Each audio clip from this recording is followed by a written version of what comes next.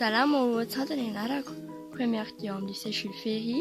Anisan'ny ankizy mandray anjara amin'ny sciences Nantes, explorer home andiam voalohany.